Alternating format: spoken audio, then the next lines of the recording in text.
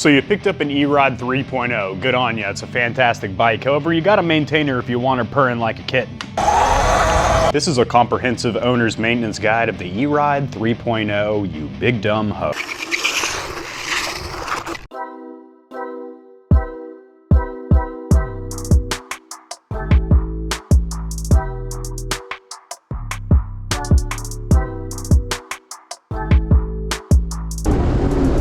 So realistically, there is only 3 pieces of routine maintenance that you will need to do to your E-Ride, and that is clean, tension, and lubricate your chain, adjust your brake lever throw as your pads get worn down, and of course, replace your brake pads when they're worn down substantially, and replace tires and tubes as needed. A new chain is gonna stretch a lot, so when you first get your bike, make sure you're checking the tension. It should have a little bit of slack because it does have a swing arm, and it needs a little bit of slack for full travel, especially if you're taking this thing off jumps and whatnot. As for cleaning, I do recommend some kind of a dedicated chain cleaning brush. They're pretty inexpensive on Amazon. You can scrub that sucker whenever you're washing the bike, and then follow it up with some kind of water-repelling chain lubricant. Fort9 also has a fantastic video on chain lubricants. You should check that out. Adjusting the chain on any kind of motorcycle or dirt bike, e-moto, it's very similar. You're gonna loosen this bolt. You don't need to take it off completely. Just loosen this nut, and then you're gonna loosen the block-off nut to where you can actually loosen this, which is actually pushing out the rear tire a little bit, putting more tension on the chain, and then tighten up the other side to lock it into place. I probably made that sound more complicated than it really is. It's super simple, and the included tool set for the E-Ride does have everything you need. I do recommend taking the chain guard off immediately. It produces a lot of noise slapping the top of it, and there's really no need to run a chain guard. As far as the brake lever throw, you have 2 adjustments. You have this sucker right here, which I don't really tamper with much. You have this bad boy, which is also attached to the brake sensors, which you see I have removed on the rear, so I can feather the rear brake while still getting a little bit of power to try and do those balance point wheelies, which I still suck at. Look at that, it's kind of like angled. I thought it was like bent. I guess that's how that button looks. Anyway, so how this works is you squeeze the lever in and then you twist this, and it will make it to where the lever is closer or farther away from your grip. So as your brake pads get worn down more, you don't want to have this long, mushy throw. As for replacing the brake pads, I do recommend having a couple on standby in your house, in your garage, because they take forever to get to you, whether you're getting the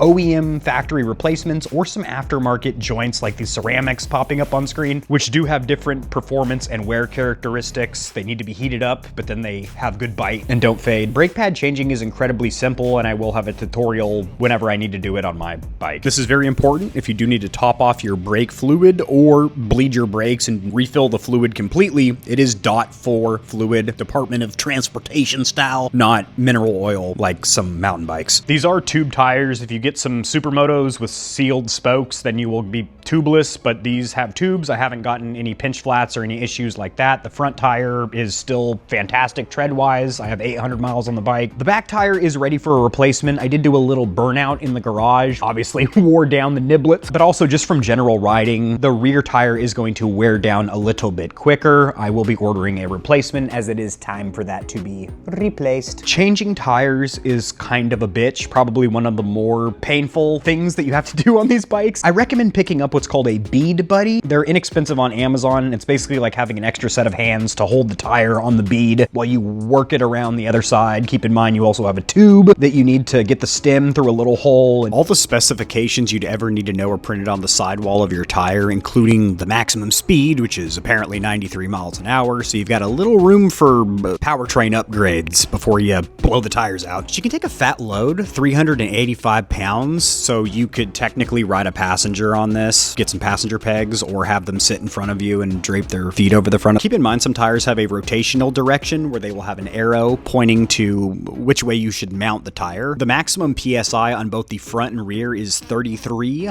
pounds per square inch. I usually run at about 30, 31 when I'm riding on road. I've never aired out my tires, made them soft for off-road riding, but if you're going to be doing some rock crawling or something, you can air down and air up. If you have one of these portable air pumps, I do strongly strongly recommend having one of these. I have 2 of the same model. I have one in the back of my car in case I get a slow leak, I can top myself off and get home. And then I also carry one under the seat with my storage container on the RTR, and usually in some kind of a backpack or tool bag for the E-Ride. So I always have this with me in case I get a slow leak or something, or I want to air down and air up. I don't really do, but I could. If your bike's feeling a little weird in the suspension department, it's probably not sprung or dampened for your weight. There are clickers on the top and bottom of the forks, and there are manufacturer specifications as to what they should be out of the box. So make sure you check yours to make sure that you're good to go. You see you have soft and firm here, and then down here you have soft and firm on the rear monoshock. You're gonna wanna regularly check all bolts, especially after the initial first 100 miles, because bolts are going to vibrate loose. Every time you get an e-moto, check all the bolts after the first few rides, because things will vibrate loose. And if you're noticing that certain bolts are repeat offenders, they're coming loose repeatedly, you're always having to jack them down after a few rides, go ahead and apply a little bit of blue Loctite, which is the temporary one you can take off later, but it still holds screws in place. But check things like your suspension bolts, if it feels like your bike's a little bit wobbly at speed, or it's not quite as stable and planted as it once was. This bike uses a gear reduction system. I haven't needed to adjust the tension of my belt, my drive belt at all, but if you need to, it's with this bolt right here. One of the perks or